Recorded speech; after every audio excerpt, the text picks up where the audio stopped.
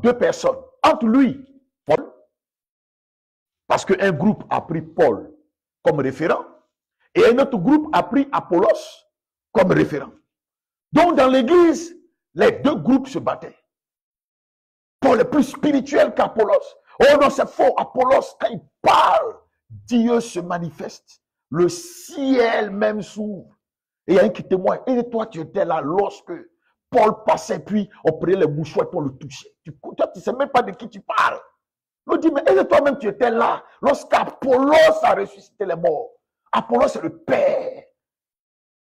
Apollos, c'est lui qui est le Père d'Israël. C'est-à-dire, après Moïse, là, c'est Apollos. L'on dit non. Après Jésus, c'est Paul. Donc, dans l'église, il y avait des dissensions. Donc, imaginez les deux groupes dans l'église. Si bien que, si quelqu'un qui prend Paul pour référent commence à prêcher, ceux qui prennent Apollos pour référent commencent à le mépriser. Et quand celui qui prend Apollos pour référent commence à prêcher, ceux qui prennent Paul pour référent commencent aussi à le mépriser. Est-ce que cette attitude n'existe pas aujourd'hui dans nos églises? Si. Oh, mon père spirituel est plus loin que ton père spirituel. Oh non, lui là, lui il est plus loin, lui il est plus dangereux. C'est un voyant interplanétaire. L'autre dit, toi tu dis planétaire. L'autre dit, c'est un voyant mondial. Lui, il voit même dans ta maison. Il peut compter les grains de riz que tu as mangés. C'est un père. Moi, mon père, le père de la francophonie. Ah non, non, non. Moi, mon père, toi, c'est francophonie seulement. Moi, mon père, il est francophonie, anglophonie et le reste. J'ai créé le mot. Alléluia. Donc, vous comprenez ce que je dis? Ça veut dire qu'aujourd'hui, la plupart des gens ont des partis pris. Et c'est à ceux-là que Paul parle. Si donc tu as des partis pris, c'est que tu as aussi l'esprit de dispute. Parce que l'esprit de parti pris, c'est l'esprit de dispute. Ça veut dire, pas l'esprit de discussion. Il y a la discussion et il y a la dispute. La dispute ne mène à rien. La discussion peut aboutir à quelque chose. Donc la dispute, c'est en fait s'affronter pour ne même pas s'entendre. C'est palabrer. C'est se battre dans les mots et dans l'action. Donc dans l'église, il y avait des disputes. Et s'ils arrivent au point de dispute, ça veut dire arriver un moment, ils ne se parlaient plus. Ça veut dire qu'ils sont dans la même église, hein? Mais les deux là, ils ne causent pas.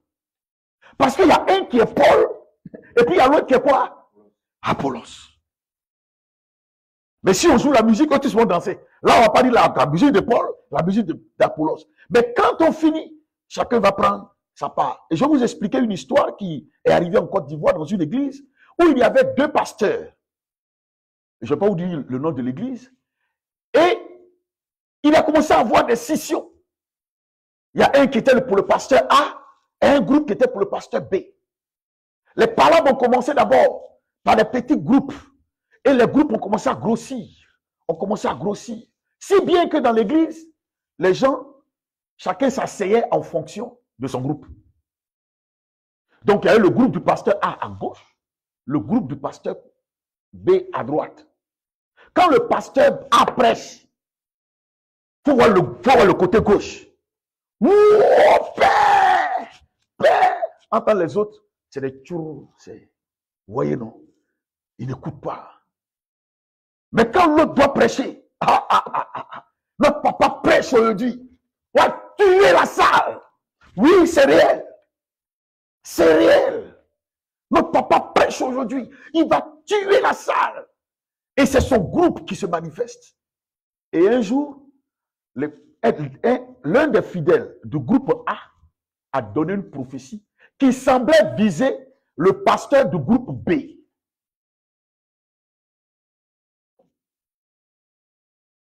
Est-ce Dieu qui a parlé ou pas, on ne sait pas. Mais il y a déjà palabre. Donc tout le monde va défendre son père spirituel. Ils sont dans la même église, hein? Mais il y a des clans. Quand la sœur a fini de prophétiser, il y a une sœur qui a déclenché une autre prophétie.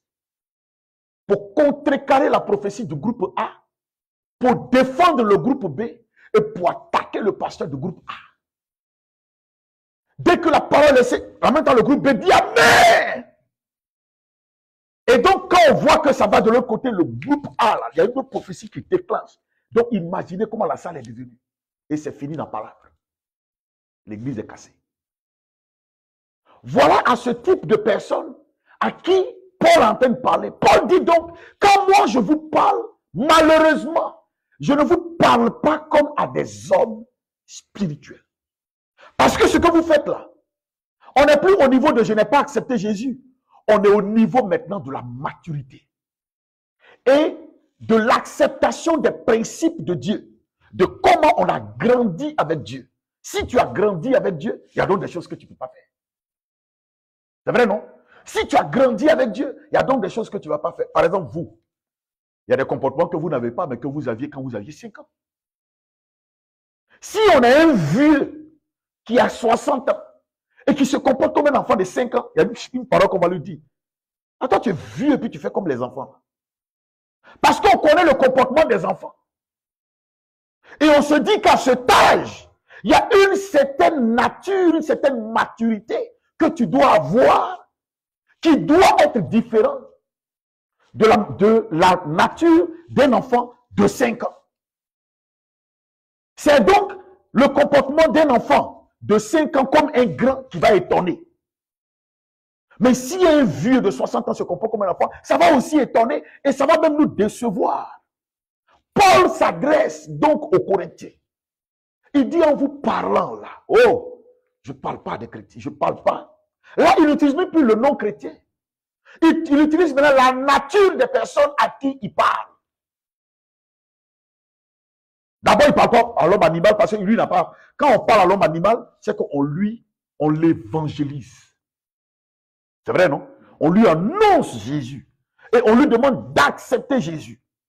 Quand on parle maintenant à quelqu'un qui a accepté Jésus et qui doit amorcer sa croissance, ou qui a amorcé sa croissance et qui a un certain niveau, il y a deux types. Il y a l'homme charnel et puis il y a l'homme spirituel. Là, on parle maintenant des hommes charnels. Alors, l'homme charnel, c'est celui qui n'a pas de problème, qui a accepté Jésus, qui probablement est même baptisé et qui est même resté à l'église il y a longtemps. Mais qui a un problème avec la nature même de Christ. Avec l'enseignement de Christ, avec l'atmosphère de Christ, avec la marche avec Dieu. C'est-à-dire, parfois tu regardes l'homme charnel, tu as l'impression qu'il n'est pas très différent de l'homme animal. C'est vrai, non? Ça veut dire, l'homme animal se bat. L'homme charnel aussi se bat. L'homme animal insulte. L'homme charnel aussi insulte. Donc l'homme charnel, à quelques degrés, n'est pas si différent de l'homme animal. Et s'il ne se corrige pas, il finit par être un païen christianisé. C'est-à-dire qu'il n'a pas de problème à être dans l'église, mais il ne prend pas la nature de Christ. Et il renie donc, de facto, son engagement de marcher avec Jésus. Mais celui-là est plus dangereux, tu ne peux pas le reprendre. Parce que si tu lui dis qu'il faut te convertir, il dit, je suis converti avant toi. Est-ce que tu sais depuis quand je suis baptisé? Donc, c'est quelqu'un qui a le cou raide, qui est compliqué, que tu ne peux pas reprendre comme ça. Parce que, finalement, cette seconde nature de charnel-là a fini par glisser vers l'autre nature d'homme animal pendant qu'il est encore à l'église. Est-ce qu'on se suit? Amen. Ça veut dire que la nature a glissé. Lui-même, il ne s'en rend pas compte. Sauf qu'il devient de plus en plus pire. Sauf que, quoi qu'on prêche maintenant, ça glisse sur son corps.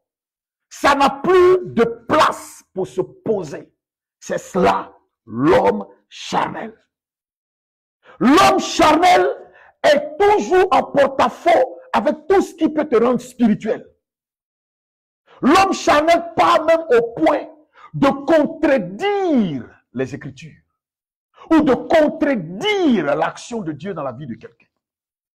Donc le plus dangereux, ce n'est pas l'homme animal. Non, c'est l'homme charnel qui vacille entre les deux natures, entre la nature animale et la nature spirituelle. Nature spirituelle dans laquelle il n'a aucun pied, la nature charnelle, et du moins animale, dans laquelle il a presque les deux pieds. Donc en réalité, il est le véritable ennemi de l'Église. Il est le véritable ennemi contre la parole. Mais il n'a pas de problème, hein? Il paye sa dîme. Il donne ses offrandes. Il est même choriste. Il peut même être pasteur. Là n'est pas le problème. Il peut être musicien. Il peut être diacre. Mais il est charnel. Parce que ceux dont on parle sont des personnes dans l'église qui occupaient diverses fonctions, qui avaient divers niveaux de responsabilité dans l'église, et pourtant